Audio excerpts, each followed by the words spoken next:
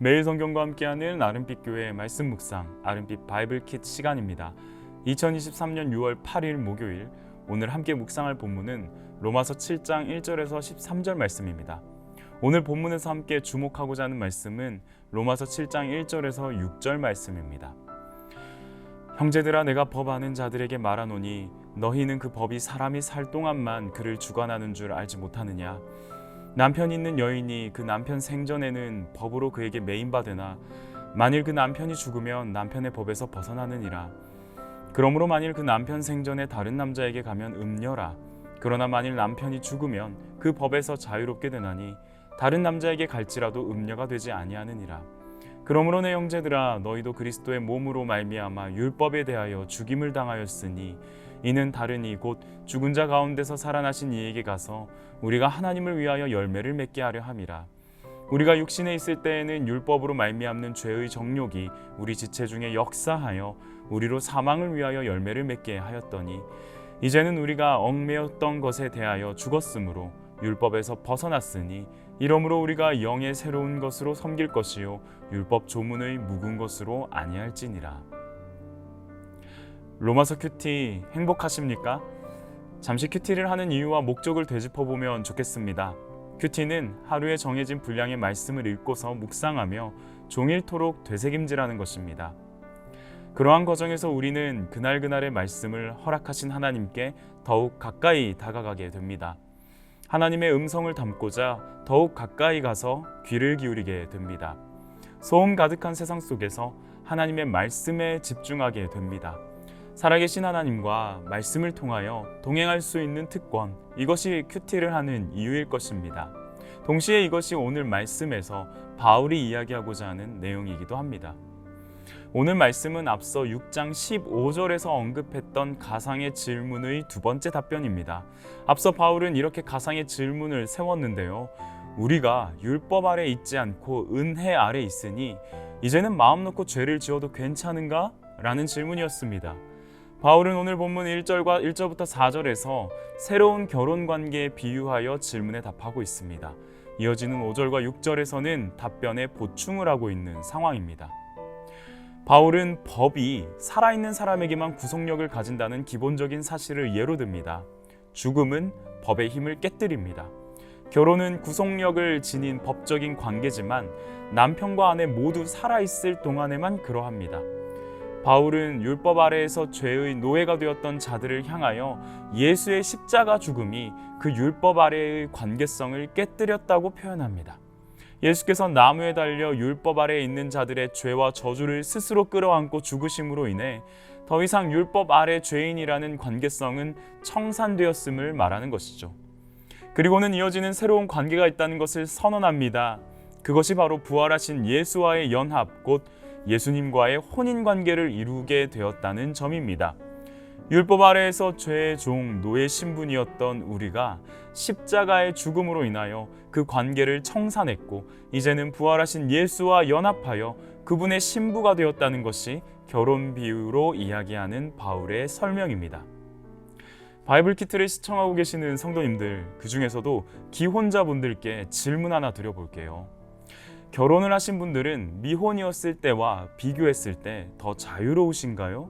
아니면 무언가 구속 혹은 속박으로 여겨지는 울타리가 있으시던가요?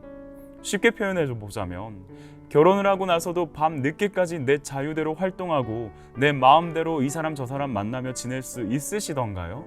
바울의 표현을 빌리자면 결코 그럴 수 없느니라. 결혼을 하게 되면 삶의 모든 부분이 영향을 받게 됩니다. 미혼으로서 누리던 자유와 독립성의 상당 부분을 포기해야 합니다. 결혼한 사람은 혼자만의 선택대로 살아갈 수가 없습니다. 미혼인 경우에는 자신의 마음에 따라 일방적으로 결정을 내릴 수 있지만 결혼을 하게 되면 그럴 수 없습니다. 왜냐하면 결혼에는 의무와 구속이 있기 때문입니다. 하지만 다른 한편으로는 미혼일 때 경험하기 힘든 사랑과 친밀감, 용납과 안정감을 얻을 수 있습니다. 그리고 이러한 사랑과 친밀감 덕분에 자유를 잃는 것이 부담이 아니라 오히려 기쁨이 됩니다.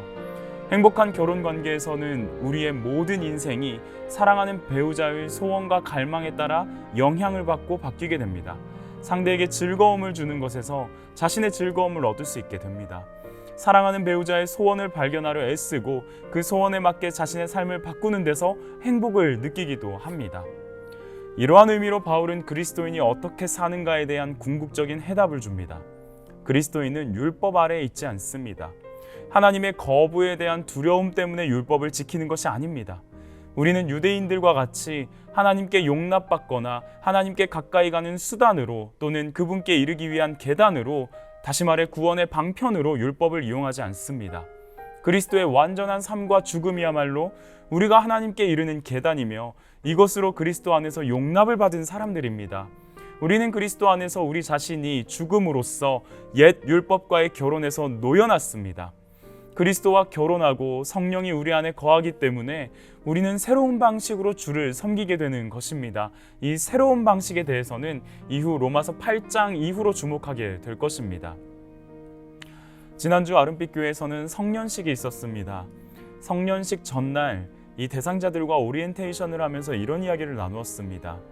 20대 성인이 되는 시점 앞에서 우리에게 주어진 자유와 에너지, 물질의 여유를 갖고 무엇을 하며 살아가고 싶은지에 대해 말이죠. 청년들이 여러 가지 원하는 바들을 이야기합니다. 그러면서도 그러한 원하는 바에는 신앙인으로서의 제약과 제한이 있음을 토로합니다. 왜 우리는 친구들처럼 문지방 닳도록 클럽 드나들면서 술 마시고 원나잇 할 수 없는가? 왜 우리는 정한 주의를 지키느라 여행도 쉼도 마음껏 누릴 수 없는가? 왜 우리는 내가 원하는 자유와 내 마음의 방식대로 살아갈 수 없는가? 하나님은 우리의 자유를 제한하시는 분인가? 이러한 질문을 쏟아놓는 청년들에게 대답했습니다. 나도 내 마음대로 내 하고 싶은 대로 하는 것이 자유인 줄 알았다라고 말이죠. 그런데 내 마음대로 하려는 생각과 방식은 자유라기보다는 방종이었다라고 고백할 수밖에 없었습니다.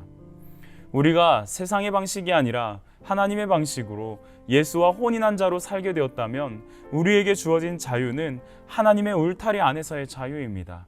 그 울타리를 벗어나고자 하는 모든 시도는 그 옛날 첫째 아담이 손을 뻗어 선악을 알게 하는 나무의 열매를 먹고자 하는 시도와 결코 다를 수 없다는 것을 보게 됩니다. 사랑하는 아름빛 성도 여러분, 그리고 청년 여러분, 예수님과 결혼한 신부가 된 우리의 신분이 자랑스러우십니까? 정말 이 사실이 기쁘고 행복하십니까?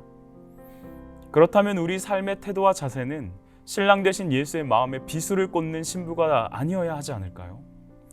은혜 아래 있으면 죄를 지어도 되는가? 라는 질문 앞에 바울은 결코 그럴 수 없느니라 라고 외치는 것처럼 우리 역시도 내가 그리스도와 함께 십자가에 못 박히고 그분의 부활과 함께 거룩한 신부가 되었으니 신랑을 등지고 떠나는 음녀와 같이 살아갈 수 없다라고 외치며 살아야 하지 않을까요? 우리의 선한 행실은 구원을 받기 위한 행위이기보다는 구원받은 자, 예수님의 신부된 자로서 새 언약을 따르는 삶, 신랑의 마음을 흡족하게 하는 삶으로 보아야 할 것입니다.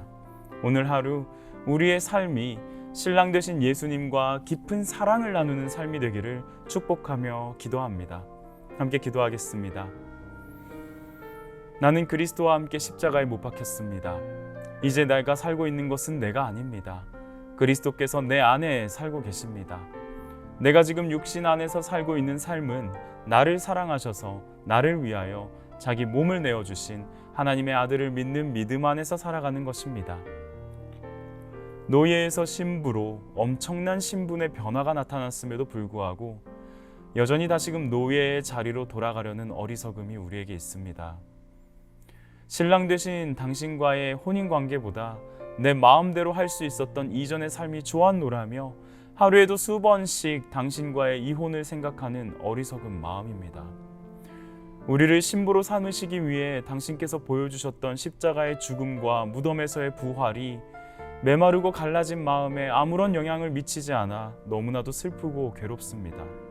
주여, 우리를 불쌍히 여겨 주옵소서. 신랑 되신 예수 그리스도의 거룩한 신부로 이 땅을 살아갈 수 있도록 성령님의 도우심과 인도하심을 간절히 구합니다. 오늘도 내 안에 살아계셔서 능히 감당하게 하실 주님을 찬양하며 다시 오신다 약속하신 신랑 예수 그리스도의 이름으로 기도합니다. 아멘.